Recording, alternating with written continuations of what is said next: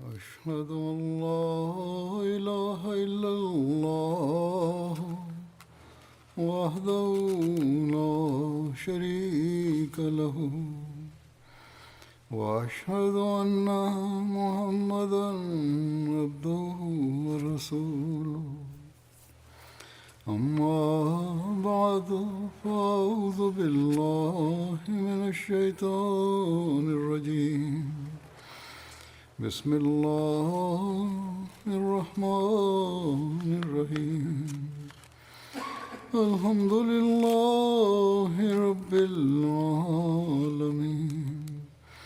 الرحمن الرحيم مالك يوم الدين إياك نعبد وإياك نستعين اهدنا الصراط المستقيم صراط الذين أنعمت عليهم غير المغضوب عليهم ولا الضالين.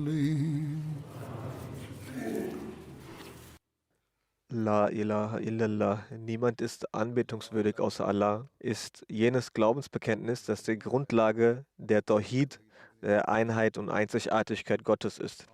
Der heilige Prophet Muhammad sallallahu alaihi wasallam hat gesagt, wahrlich, Allah hat das Feuer für jene Person verboten, die, um das Wohlgefallen Allahs zu erlangen, das La ilaha illallah gesprochen hat. Wenn also der Mensch das Glaubensbekenntnis La ilaha illallah spricht, um das Wohlgefallen Allahs und seine Aufmerksamkeit zu erlangen und sich dabei vor ihm verbeugt und dabei seine eigene Aufmerksamkeit voll und ganz auf Allah richtet, so wird er zum Erben der Segnungen Allahs. So wie es auch der heilige Prophet Muhammad sallallahu alaihi wasallam gesagt hat, dass Allah das Feuer für diese Person verboten hat. An einer Stelle sagte er, sallallahu alaihi wasallam, Allah wird das Höllenfeuer für ihn verbieten. Und genau das war die Lehre, die alle Propheten brachten. An einer Stelle sagte der heilige Prophet sallallahu alaihi wasallam, das beste Wort, das ich und die Propheten vor mir sprachen, war La ilaha illallahu, La ilaha illallahu, wahdahu la sharika lahu. Niemand ist anbetungswürdig außer Allah. Er ist der Einzige und hat keinen Partner neben sich. Dies ist die Lehre aller Propheten. Doch bedauerlicherweise haben die Völker genau dieser Propheten, die diese Lehre gelehrt hatten, diese Lehre direkt oder indirekt vergessen und sich dem Schirk gewidmet, also der Gleichstellung einer anderen Existenz oder eines Wesens neben Gott. Sie haben die wahre Lehre vergessen. Wir sind jene Glückseligen, die Allah in die Ummah, Gemeinschaft des heiligen Propheten sallallahu alaihi wasallam aufgenommen hat und die vollkommene Lehre gewährt hat, die sich dem Schirk vollkommen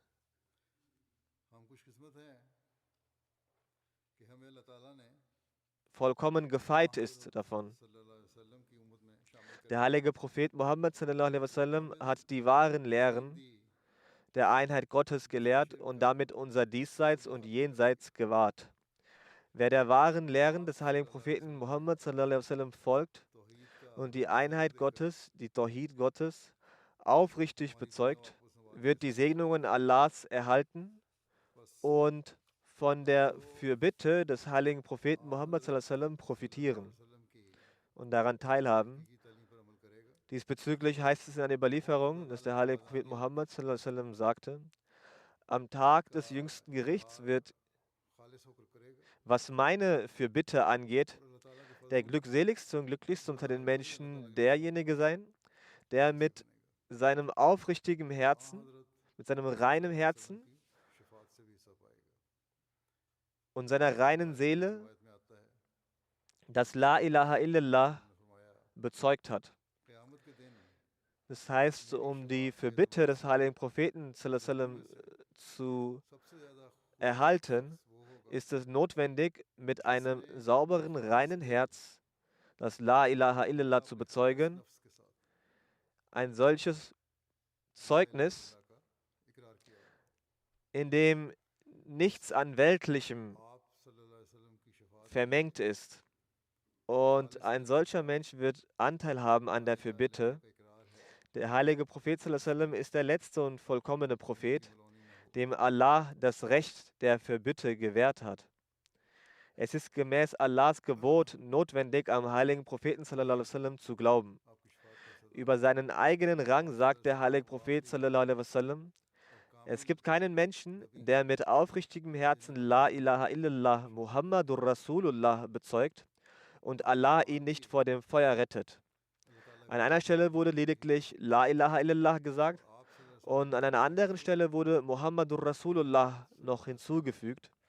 Es ist somit nicht möglich, die Tawhid, die Einheit und Einzigartigkeit Gottes zu bezeugen und sie zu verkünden, ohne den Glauben am heiligen Propheten sallallahu alaihi wasallam als Gottes letzten und vollkommenen Propheten. Der heilige Prophet sallallahu alaihi wasallam ist es, der in seiner Ummah, in seiner Gefolgschaft, das Schirk vollständig beseitigt hat, und Allah und sein Prophet sallallahu alaihi wasallam haben sich komplett abgewendet vom Schirk, und er hat sich abgewendet von jeder möglichen Form des Götzendienstes. Trotz dessen gibt es unter den Muslimen solche, die in dem verborgenen, in dem versteckten, subtilen Schirk gefangen sind, vor dem doch Allah und sein Gesandter strengstens gewarnt hatten. Wir Ahmadis sind die Glücklichen und Glückseligen, denen Allah es ermöglicht hat, an den Imam dieses Zeitalters und den wahrhaftigen Diener des heiligen Propheten sallallahu alaihi wasallam zu glauben und die islamischen Gebote tiefgründig und mit einer profunden Erkenntnis erfahren haben,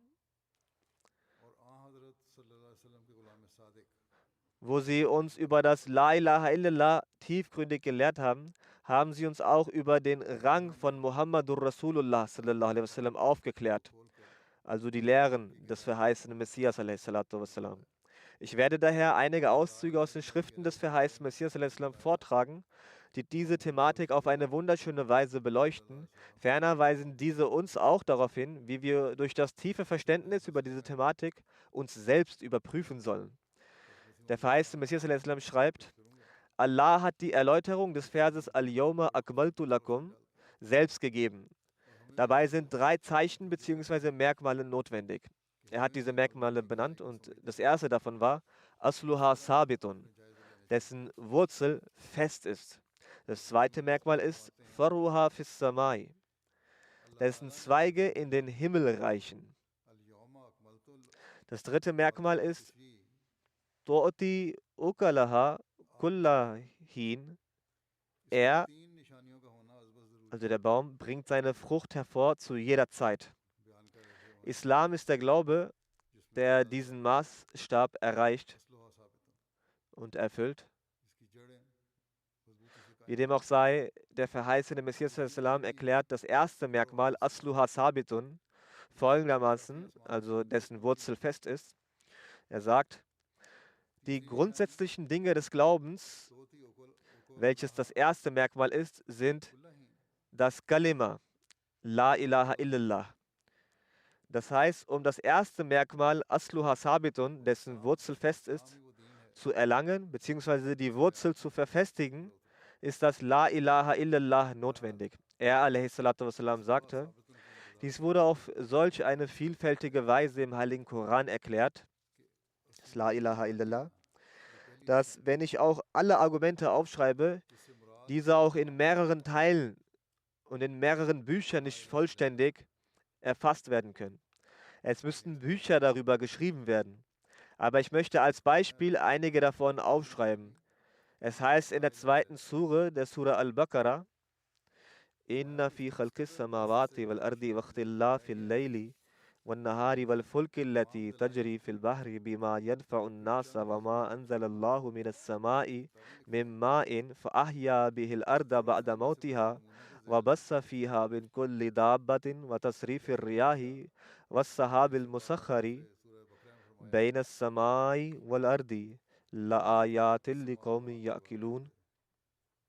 Das heißt, wahrlich in der Schöpfung der Himmel und der Erde und im Wechsel von Nacht und Tag und in den Schiffen, die das Meer befahren, mit dem, was den Menschen nützt, und in dem Wasser, das Allah niedersendet vom Himmel, womit er die Erde belebt nach ihrem Tode und darauf verstreut allerlei Getier, und im Wechsel der Winde und der Wolken, die dienen müssen zwischen Himmel und Erde, sind fürwahr Zeichen Gottes für seine Existenz, seine Einheit, seine Offenbarung und seine weisen Absichten für solche, die verstehen.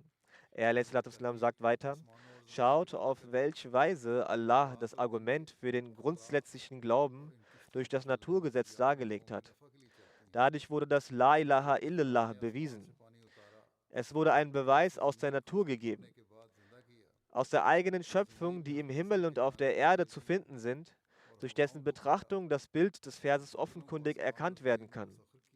Gewiss, es gibt einen Schöpfer dieser Welt, ein Schöpfer, der immer da war, vollkommen ist und niemand anbetungswürdig ist als er. Ferner hegt er weise Absichten und sendet seine Propheten auf die Welt. Der Grund dessen ist, dass alle Schöpfungen Gottes und die Welt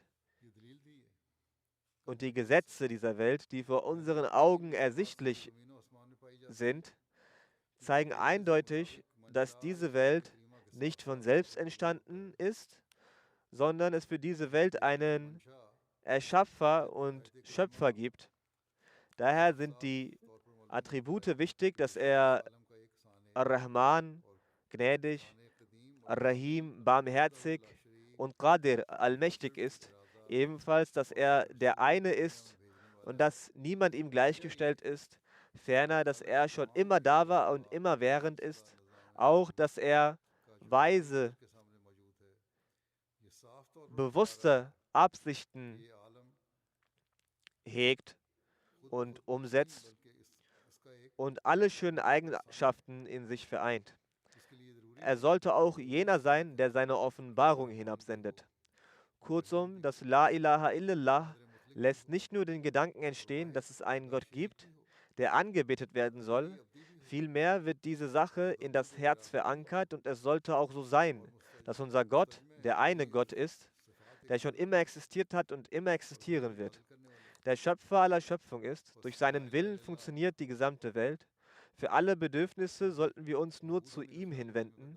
Wenn das der Zustand des Glaubens wird, dann ist das dieser eine vollkommene Glaube, in dem kein Schmutz des Schirks vorhanden bleibt. Genau dies ist der Glaube, über den der heilige Prophet sallallahu alaihi wasallam sagte, für jene, die aufrichtig das La ilaha illallah sprechen, wird die Hölle verboten.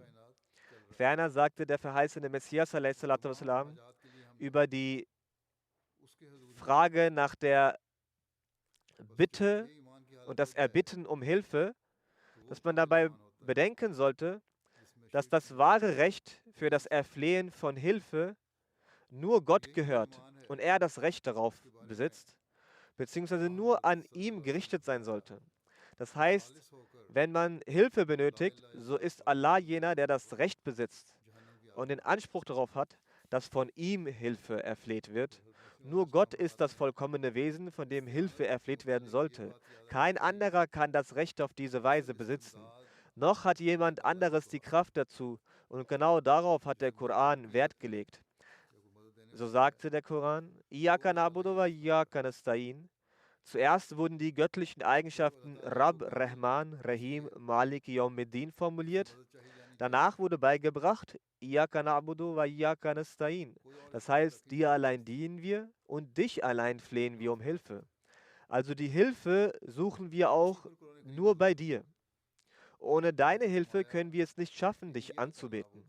Hieraus lässt sich erkennen, dass das eigentliche Recht darauf, um Hilfe erbittet zu werden, nur Allah der Hocherhabene besitzt.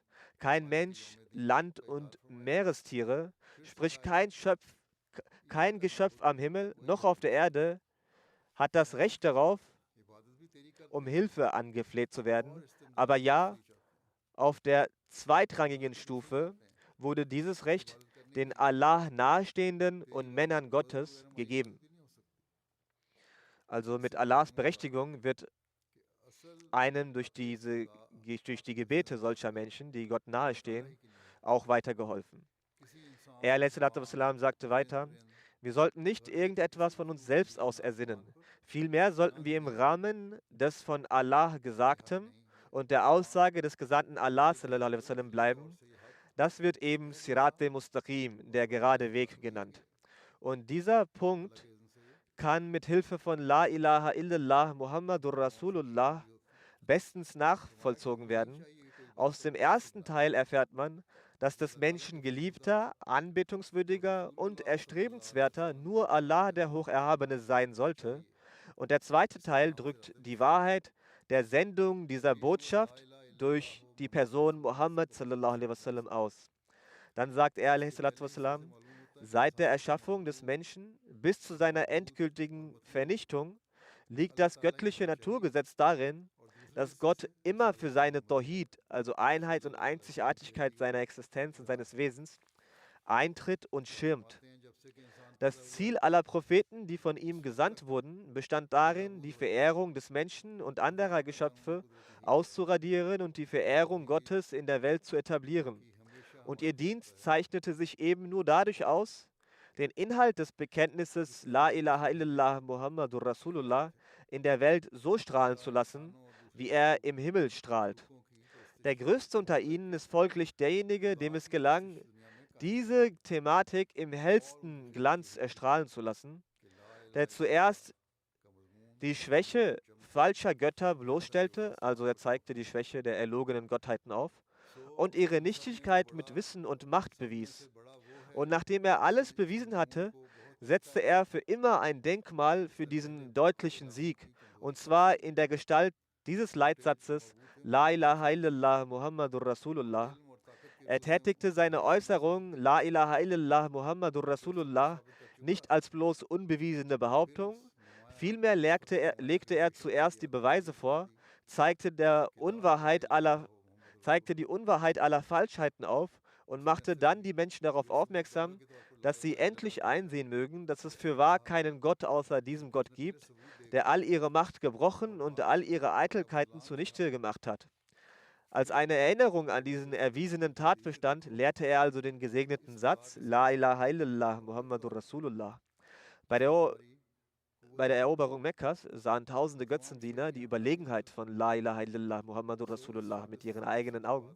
Als der heilige Prophet sallallahu alaihi wasallam Abu Sufyan zu dem Anlass gefragt hatte, ist dir die Wahrheit von La ilaha illallah etwa immer noch nicht eingeleuchtet? Antwortete Abu Sufyan, ich habe jetzt komplett begriffen, dass wenn es einen Gott außer Allah gäbe, hätte er uns doch zumindest ein bisschen geholfen. Also diese 360 Götzen, die wir besitzen und die wir anbeten, hätten uns ja irgendwo beistehen müssen, was wir aber nicht taten.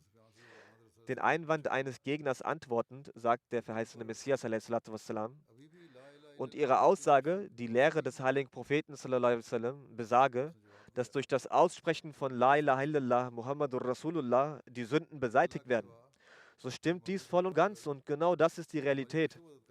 Also du wendest ja ein, dass wir davon ausgehen, dass so die Sünden beseitigt werden. Ja, das stimmt auch so, es ist die Wahrheit.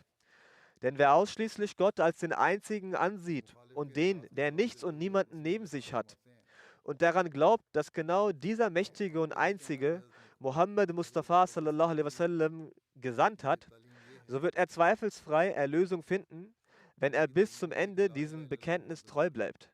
Unter den Himmeln ist keineswegs Erlösung möglich durch den Selbstmord irgendeines Menschen. Also durch den Tod von irgendjemandem kann niemand anderer Erlösung erlangen. Wenn jemand für dich zum Beispiel stirbt, bringt dir das keine Erlösung. Jedoch mit der Kalima, dem islamischen Glaubensbekenntnis, wird er Erlösung erlangen. Weiter schreibt er, alayhi salatu wassalam, und kann es jemanden Verrückteren geben als jemanden, der diesen Gedanken nicht teilt? Also der Gedanke, dass durch die Kalima Erlösung erlangt werden kann. Aber Gott als den einzigen und denjenigen, der absolut keinen Partner hat, zu erachten, das habt ihr aber zu bedenken und zu begreifen, dass es nicht ausreicht, es einfach nur so zu sagen oder zu behaupten. Nochmals, aber Gott als den einzigen und denjenigen, der absolut keinen Partner hat, zu erachten und ihn als so gefällig zu verstehen, dass er aus äußerster Gnade heraus, um die Welt vom Irrweg zu befreien, seinen Gesandten geschickt hat, dessen Name Muhammad Mustafa sallallahu alaihi wasallam ist eine solche Glaubensansicht, die auf der Stufe der Gewissheit die Finsternis der Seele entfernt und Tawhid anstelle des egoistischen und triebhaften Selbst einkehrt. Letztendlich erfasst der unumschränkte Antrieb der Tawhid das Herz und schon in diesem Leben beginnt das paradiesische Leben. Die Wahrheit sollte man wissen, was die Bedeutung also ist von La ilaha illallah und Muhammadur Rasulullah. Dann beginnt das Paradies schon in diesem Leben. Er a.s. schreibt weiter, so wie ihr beobachten könnt, wie durch das Einkehren des Lichts Finsternis nicht mehr bestehen kann, ebenso verhält es sich, dass wenn der leuchtende Strahl von La ilaha illallah auf das Herz fällt, werden die Triebe der egoistischen Finsternis wie inexistent. Also es gibt sie dann nicht mehr. Die Realität hinter der Sünde ist nichts anderes, als dass infolge der unreinen Vermengung des sich Widersetzens und Aufbegehrens mit der menschlichen Natur, also wenn sich das in die menschliche Natur vermengt, ein Getöse und Radau der egoistischen, fleischlichen Triebe entsteht. Im Zustand des Befolgens dieser Triebe wird eine Person als Sündiger bezeichnet. Und die Bedeutungen von La ilaha illallah stellen sich nach einer geeigneten Verwendung arabischer Nachschlagwerke wie folgt dar. La matlubali, wa la mahbubali, wa la ma'budali, wa la muta'ali illallah. Das heißt, für mich gibt es kein anderes Sinnen und Trachten, keinen anderen Geliebten, keinen anderen Angebeteten und keinen anderen Gebieter als Allah. Wenn dieser Zustand entsteht, dann verwandelt sich mit Sicherheit bereits dieses Leben zum Paradies und die Bemühungen dafür beginnen bereits in dieser Welt.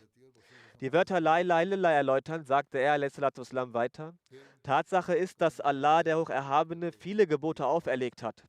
Einige von ihnen sind so, dass ihre Erfüllung nicht für jeden machbar ist. Zum Beispiel der Hajj. Dies ist für denjenigen verpflichtend, der die Kapazitäten dafür hat. Das heißt, nicht jeder ist zum Hajj verpflichtet. Dann muss der Weg gefahrlos sein. Das ist auch wichtig für den Hajj. Auch für den Unterhalt der hinterbliebenen Familie sollten angemessene Vorkehrungen getroffen worden sein. Das heißt, für Essen und Trinken der zurückgelassenen Familie muss auch gesorgt sein. Nicht, dass man sie hungernd zurücklässt und selbst für den Hajj aufbricht. Wenn die notwendigen Bedingungen dieser Art erfüllt sind, kann er den Hajj durchführen. Genauso beläuft es sich mit der Zakat. Nur ein Kapitalbesitzer kann es zahlen. Also nur derjenige, der Zakat pflichtig ist. Ebenso gibt es Veränderungen im Gebet. In Reisen oder Krankheit kann das Gebet also auch gekürzt bzw. zusammengelegt werden. Aber es gibt eine Sache, in der es keine Änderung gibt. Und das ist La ilaha illallah Muhammadur Rasulullah. Dies ist die wahre Sache und alles andere ist ihre Ergänzung. Die Tawhid, das heißt die Gotteseinheit, ist nicht vollständig, wenn die Anbetung nicht durchgeführt wird, wenn man den Gottesdienst nicht leistet. Das heißt, wenn ihr die Anbetung Gottes nicht an den Tag legt, wird die Tawhid nicht vollständig und man wird nicht La ilaha illallah gerecht. Das bedeutet, dass derjenige, der La ilaha illallahu Muhammadur Rasulullah sagt, zu diesem Zeitpunkt in seinem Bekenntnis wahr ist, wenn er von einem wahrhaftig praktischen Standpunkt aus mit Taten beweist, dass es in Wirklichkeit niemanden außer Allah gibt, der geliebt, gewollt und beabsichtigt ist. Dementsprechend ist das die Bedingung zum Glauben. Das mündliche Bekenntnis allein reicht nicht. Wenn La ilaha illallah gesagt wird, muss es auch durch eigene Taten bewiesen werden, in denen die Gebote Allahs umgesetzt werden, seine Anbetung durchgeführt wird und die Rechte Allahs und die Rechte der Menschen erfüllt werden. Denn das ist das Gebot Allahs. Dem geliebten, beabsichtigten, erstrebenswerten und gewollten Willen ist es, um des Begehrtens willen, ist es notwendig, seine Gebote in die Tat umzusetzen. Dann wird der Mensch zum wahrhaftig Praktizierenden und Glaubenden von La ilaha illallah. Er wassalam, sagt weiter, wenn er diesen Zustand hat und sein Glaube und Praxis dieses Bekenntnis wirklich bezeugen, dann ist er kein Lügner und dann ist er kein Lügner, was dieses Bekenntnis vor Gott, dem Allmächtigen, angeht. Wenn das also passiert, ist das eine sehr gute Sache und er ist kein Lügner. Alle materiellen Dinge wurden verbrannt und eine Selbstvernichtung ist in ihrem Glauben über sie gekommen. Das heißt, durch das Aussprechen von La ilaha illallah wurde alles Materielle verbrannt. Dann wurde Allah, der Hocherhabene, zum Gewollten, Geliebten und Beabsichtigten, zum Begehrten. Wenn dieser Zustand des Glaubens eintrifft, sagt er, Islam, folgendes, dann spricht er La ilaha illallah mit seinem Mund aus und Mohammed, der Gesandte Allahs, der zweite Teil davon ist, dient als Vorbild.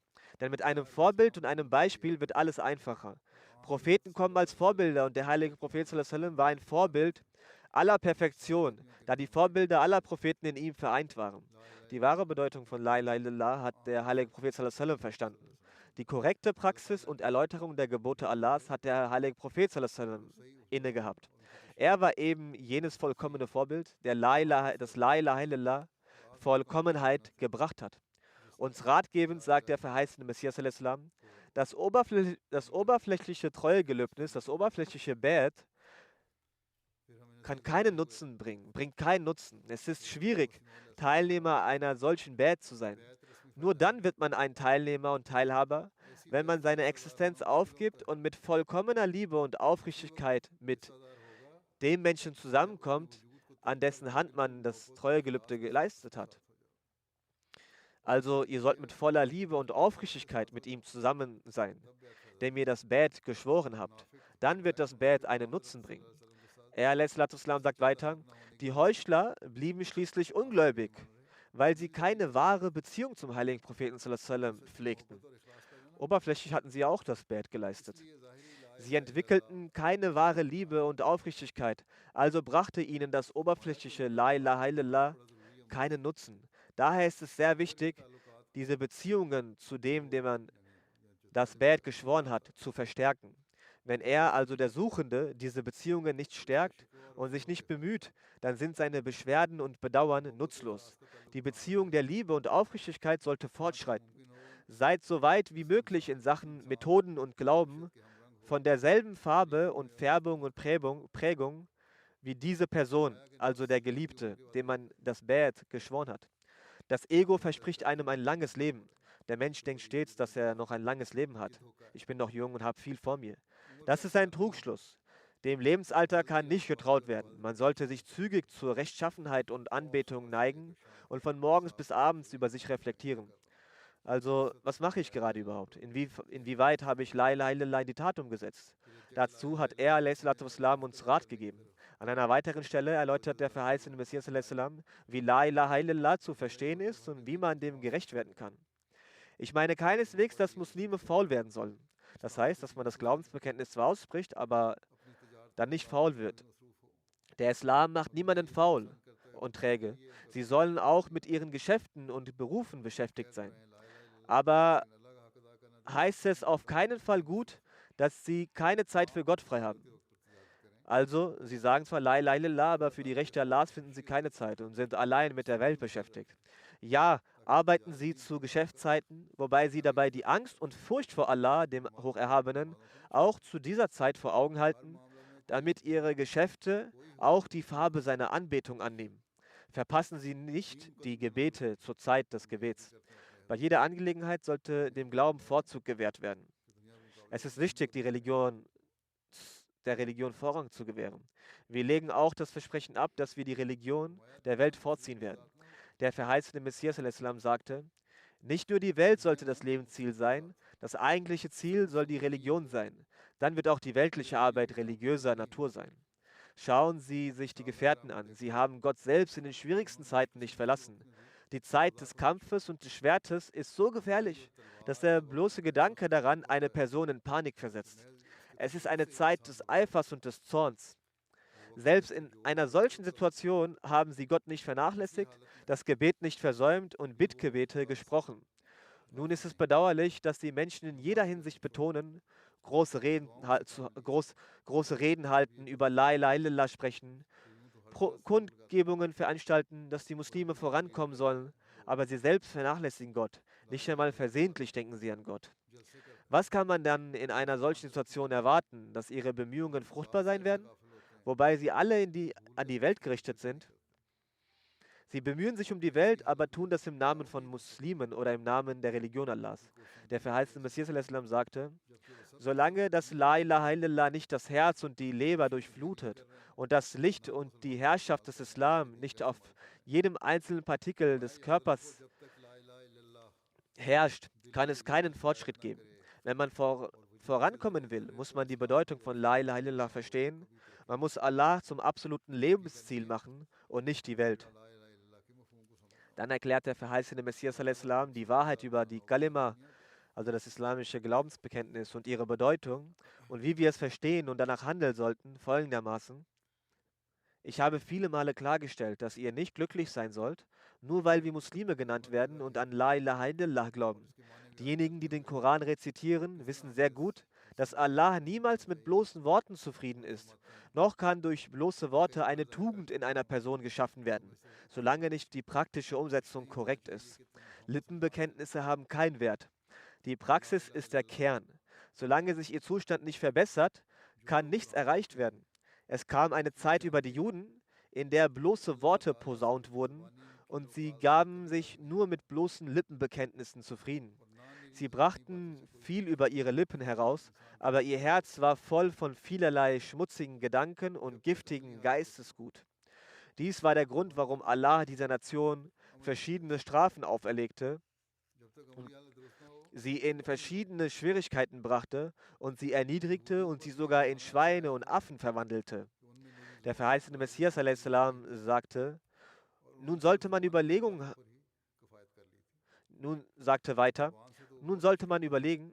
haben sie denn nicht an die Tora geglaubt?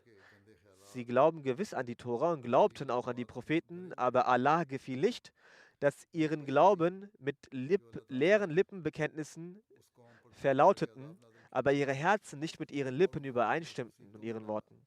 Die Zunge bringt zwar den Glauben zum Ausdruck, aber sie folgen ihm nicht mit ihren Herzen. Der verheißene Messias a.s. sagt weiter, man sollte stets bedenken, dass wenn eine Person mit ihrer Zunge sagt, dass ich an Gott als den einen und einzigen glaube und an die Botschaft des heiligen Propheten sallam glaubt und ebenso von anderen Glaubensangelegenheiten überzeugt bin, aber wenn sich dieses Bekenntnis nur auf die Zunge beschränkt und das Herz nicht zustimmt, dann handelt es sich um leere Behauptungen. Es reicht nicht allein mit dem Mund zu behaupten, solange die Stimme nicht aus dem Herzen entspringt. Und die Erlösung wird nicht daraus resultieren, solange nicht das Herz des Menschen glaubt. Dieser Glaube des Herzens bedeutet, dass er diese Angelegenheiten in einem praktischen Zustand manifestiert, anhand Taten manifestiert. Solange nicht das geschieht, kann nichts erreicht werden. Was versteht man unter praktischen Zustand? Das heißt, dass die Gebote Allahs, die klar im Heiligen Koran erklärt werden, umgesetzt werden. Der verheißene Messias a.s. sagte, ich sage wahrhaftig, dass ihr das eigentliche Ziel nur dann erreicht, wenn ihr euch von allen Sachen abwendet und euch allein an Gott wendet und der Religion tatsächlich Vorzug gegenüber der Welt gewährt. Allein durch Versprechen kann das nicht erreicht werden. Nur durch das Versprechen kann es nicht geschehen. In der Praxis muss der Glauben der Welt vorgezogen werden. Er sagte weiter, behaltet immer in Erinnerung, dass der Mensch die Schöpfung betrügen kann, dass er die Menschen betrügen kann. Und die Menschen sehen, dass er 5-mal am Tag betet oder andere fromme Taten verrichtet, an den Tag legt. Zum Beispiel die Menschen schauen sich die Taten an, wie einer in der Moschee betet und sein freiwilliges Gebet auch die Nawafil verrichtet. Sie können zum Beispiel auch sagen, das ist einer, der 5-mal am Tag betet und in die Moschee kommt oder eine andere gute Tat getan hat. Seine Beiträge, seine Spenden zahlt, dass er im Namen Allahs spendet. Das können die Leute auch über einen Menschen sagen. Sie sagen, es ist ein besonders frommer Mensch. Die Menschen können sich daran aber täuschen, aber Gott kann nicht getäuscht werden. Deshalb muss in den Taten eine besondere Reinheit enthalten sein, eine Aufrichtigkeit. Die Taten, die verrichtet werden, so soll auch darin eine Aufrichtigkeit sich befinden. Und die Aufrichtigkeit ist jene, die nur für Allahs Willen ist, nur um Allahs Willen ist. Das ist ein Punkt, es ist eine Sache, die in den Taten eine Reinheit und Schönheit entstehen lässt. Er sagte weiter, man soll nicht vergessen, dass das Glaubensbekenntnis, welches wir jeden Tag sprechen, was es denn genau bedeutet. Das Glaubensbekenntnis bedeutet, dass der Mensch mit seiner Zunge akzeptiert und mit dem Herzen sich bestätigt, dass sein Anbetungswürdiger, sein Geliebter und sein Begehrter, sein Erstrebenswerter, sein Ziel, keiner ist außer Allah, dem Erhabenen. So wie schon vorher gesagt wurde, sagt er, das Wort Ilah, also Gott, wird verwendet für den Geliebten, für das begehrte Ziel und für den Anbetungswürdigen, also Gott. Die größte Liebe ist er und ihn zu erlangen soll das eigentliche Ziel des Menschen sein und nicht die weltlichen Dinge und dass nur er angebetet werden soll. Es soll darin keine verborgene Gleichstellung Gottes sein. Es darf sich kein verstecktes, unterschwelliges Schirk in diesem Glaubensbekenntnis, in dieser Bezeugung befinden. Er sagte, das Wort Ilahun wird für den Geliebten und das beabsichtigte Ziel und für den Anbetungswürdigen gebraucht. Dieses Glaubensbekenntnis ist die Essenz von der gesamten islamischen Lehre, welches den Muslimen gelehrt wurde. Denn ein großes und weit gefasstes Buch zu lernen, ein großes, umfassendes Buch gänzlich zu erlernen, ist nicht einfach. Den Heiligen Koran zu lernen und zu internalisieren, ist nicht einfach. Gänzlich. Deshalb wurde dieses Glaubensbekenntnis gelehrt, damit der Mensch jederzeit den Kern der islamischen Lehre immer vor Augen hat. Und was ist dieser Kern? Es gibt keinen Gott außer Allah. Es gibt keinen Anbetungswürdigen außer Allah.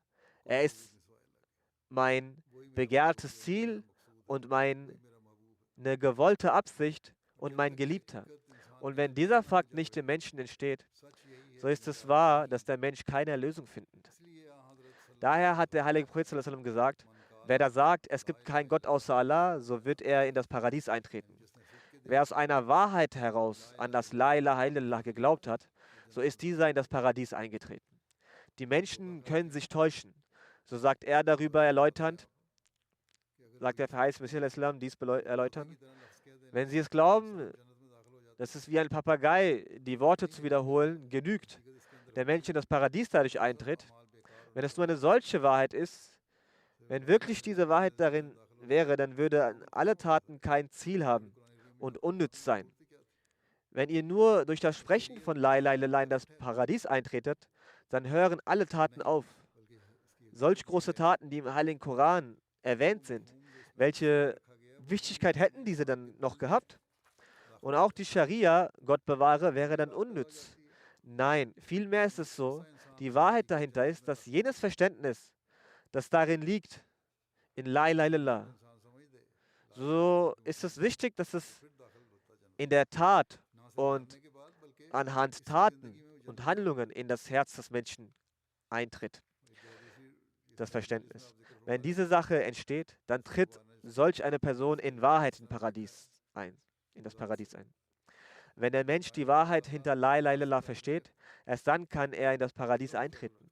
Nicht nur nach dem Tod, sondern schon in diesem Leben ist er in einem Paradies.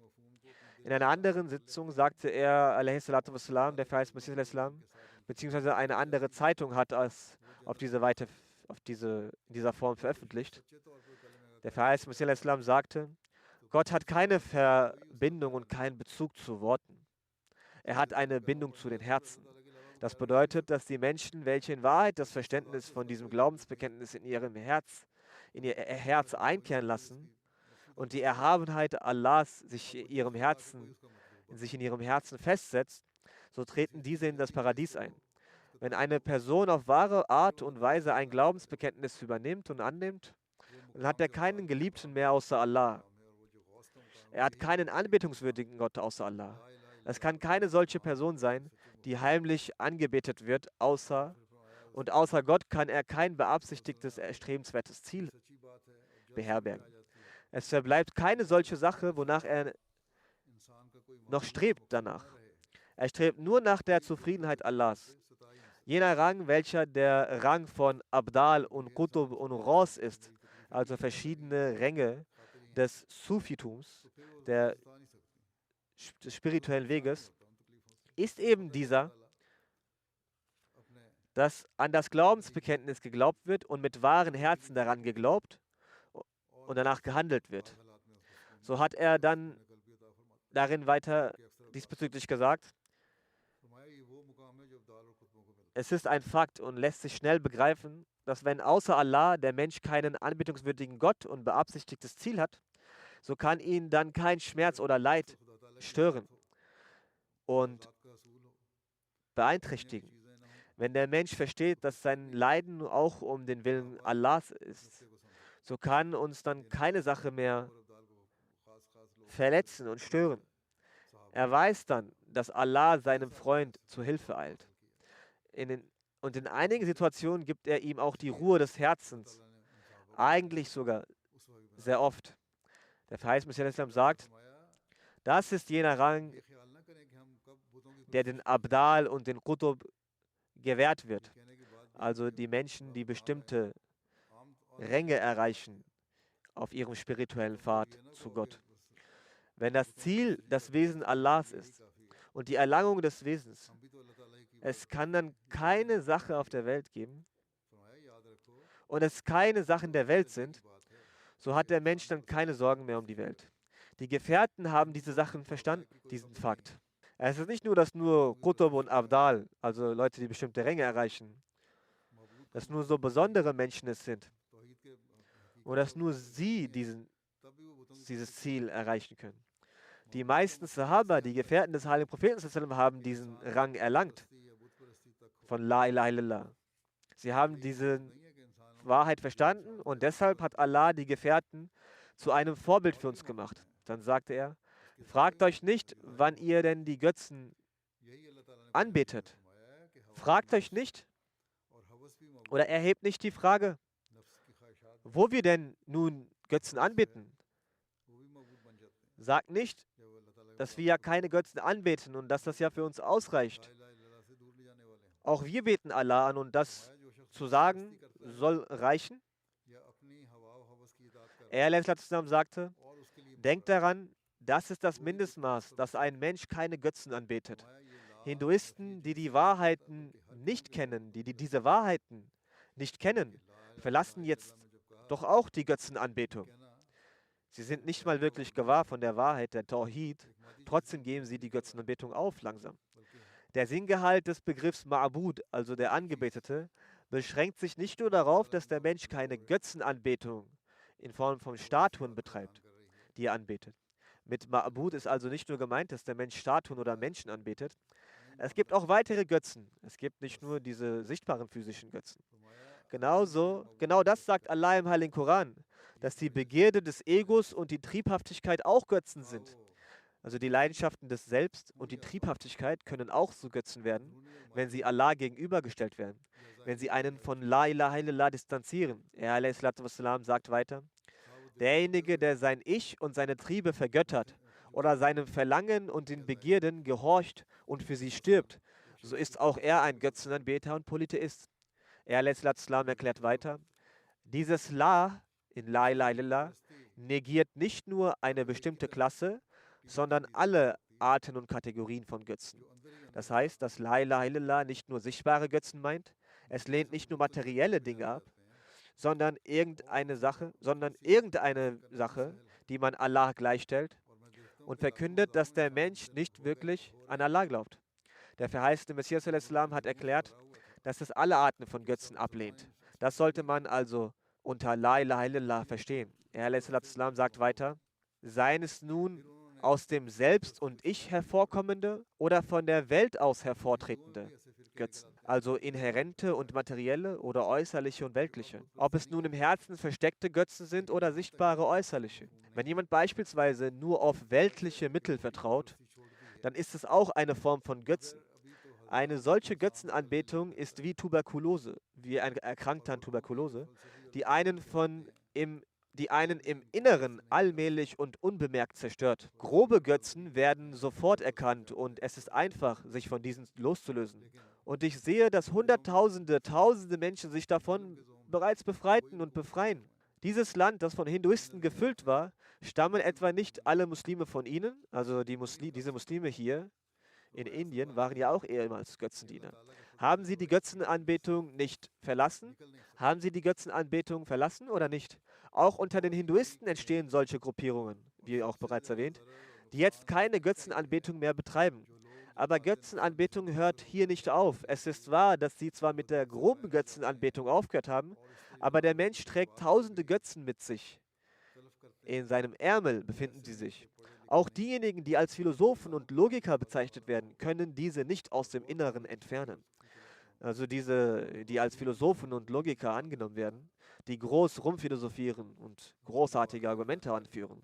Doch haben auch sie Götzen in ihren Herzen. Sie wähnen ihr Wissen für etwas und machen genau das zu Götzen. Sie haben ihre eigenen Ideologien und Ideen, die sie zu ihren Götzen machen. Sie können sie nicht entfernen.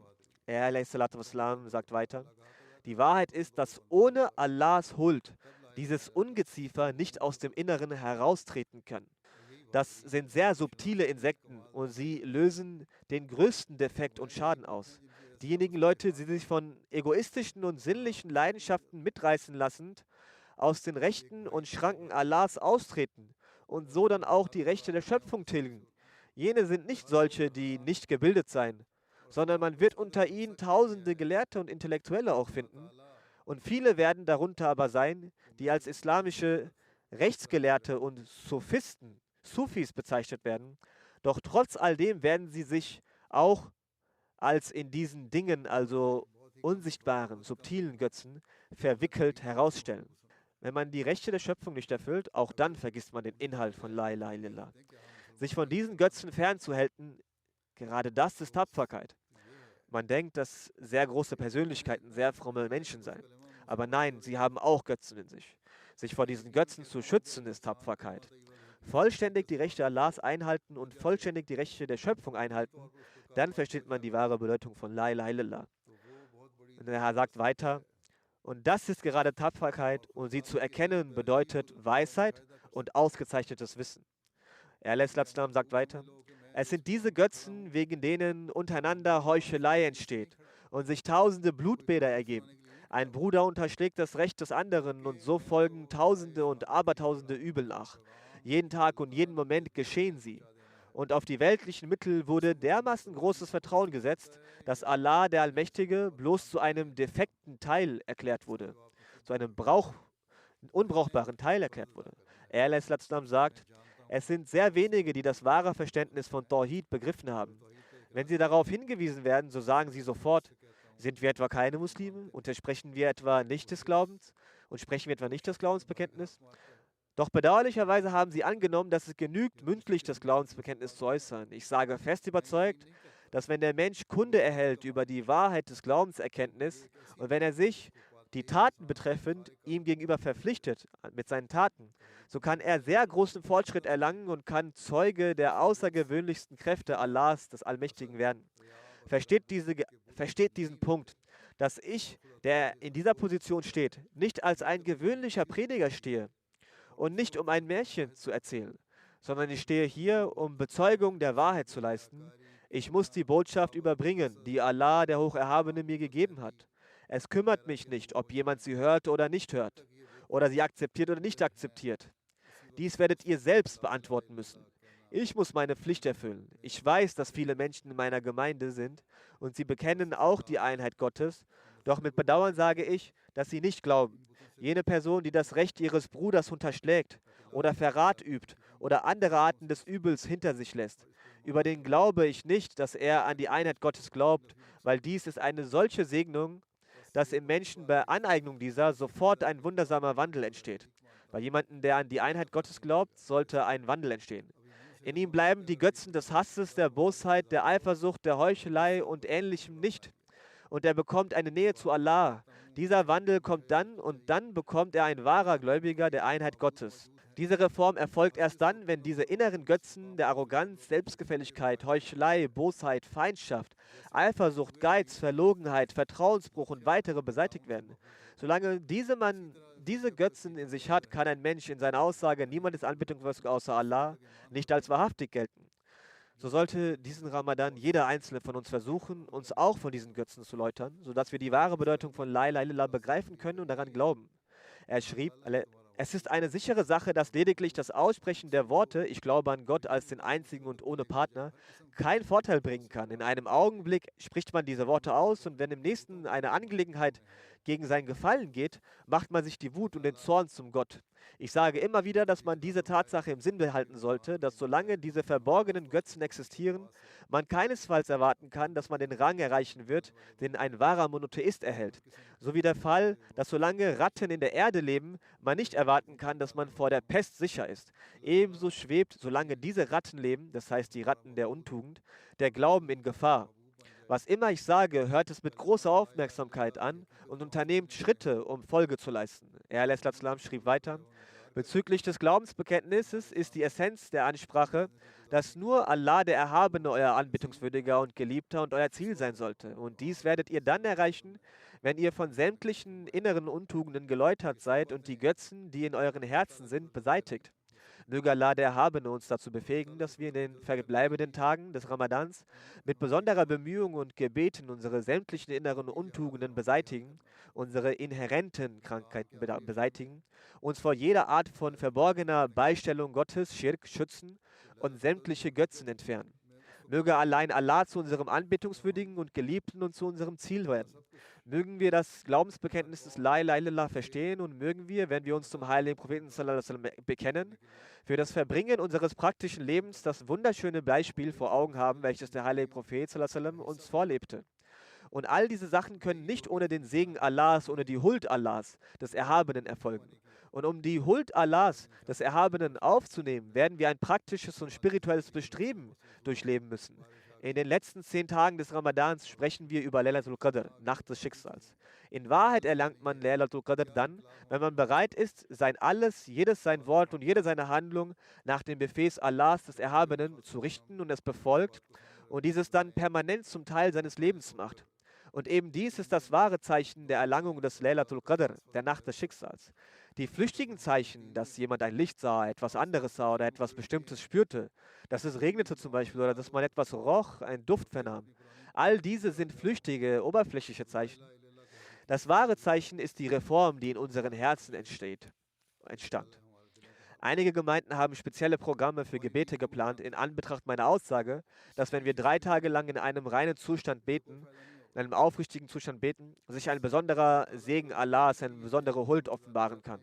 Wenn wir aber beabsichtigen, dass wir diese 3 Tage in Gebeten verbringen und dann wieder zu unserer alten Lebensweise zurückkehren und den wahren Sinn von La ilaha illallah vergessen, dann sollten wir stets daran denken, dass Allah der Hocherhabene den Zustand unserer Herzen und unserer Absichten bestens kennt. Nichts ist vor ihm verborgen. Daher wird es nutzlos sein. Wenn Sie also für das Wohlgefallen Allahs des Allmächtigen die Tage mit Gebeten verbringen wollen, diese 3 Tage, dann müssen Sie diese den Eid schwörend verbringen, dass diese Tage von nun an einen festen Bestandteil, einen dauerhaften Bestandteil unseres Lebens sein werden. Erst dann wird zur Beseitigung des Leides, der unser Gegner uns zufügt, Allah seinen besonderen Beistand und Hilfe gewähren, inshallah. Und entsprechend seinem Versprechen wird Allah unser Beschützer sein, wenn wir Allahs werden. Jedenfalls hatte ich auch gesagt, dass jedes einzelne Mitglied ohne Ausnahme einen solchen Zustand annehmen muss. Erst dann wird die Reformierung stattfinden. Denken Sie daran, dass wenn dieser Zustand nicht angenommen wird, dann dürfen Sie nicht, nachdem Sie diese Programme 3 Tage veranstaltet haben, glauben, dass Gott bewahre, Allah der Hocherhabene unsere Gebete nicht erhört oder dass es keine Reform geben wird. Es ist das Versprechen Allahs, des Erhabenen, an den verheißenen Messias, dass er ihm und seiner Gemeinde Siege gewähren wird, früher oder später. Sie sollten ihren Zustand reformieren und die Realität von La ilaha illallah verstehen, sodass sie zu ihrem Gott, ihrem Ziel, ihrem Geliebten ausschließlich das Wesen Allahs machen.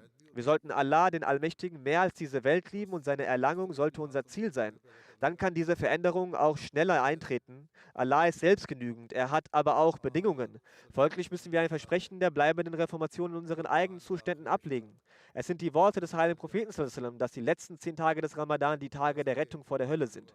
Und wie vorhin vorgetragen, sagte er, dass für denjenigen, der das Glaubensbekenntnis, es gibt keinen Gott außer Allah und Mohammed ist sein Gesandter, vom Herzen spricht, das Höllenfeuer verboten ist. All diese Dinge weisen darauf hin, dass die Taten des Menschen wichtig sind, und zwar kontinuierliche, dauerhafte Taten, so wie der verheißene Messias al-Islam es sagte und ich es detailliert erläuterte, dass neben dem Aussprechen von es gibt keinen Gott außer Allah und Mohammed ist sein Gesandter, sallallahu alaihi wasallam, auch Taten sehr wichtig sind. Um von dem letzten Drittel des Ramadan vollsten Nutzen zu ziehen und im wahren Sinne die Laylatul Qadr zu erlangen, müssen wir das Bekenntnis La ilaha illallah Muhammadur Rasulullah zur Stimme unseres Verstandes und unseres Herzens machen und auf jede unserer Taten anwenden, wie es der verheißene Messias a.s. sagte. Möge Allah, der Allmächtige, uns dazu befähigen, unsere Leben dementsprechend zu verbringen. In diesen Tagen sollten Sie auch verstärkt für den allgemeinen Frieden und der Stabilität der Welt beten. Möge Allah der Menschheit gnädig इन दिनों में दुनिया के अमूमी अमन व इस्तेकाम के लिए भी दुआ करते रहें। अल्लाह ताला इंसानियत पर रहम और फजल फरमाए।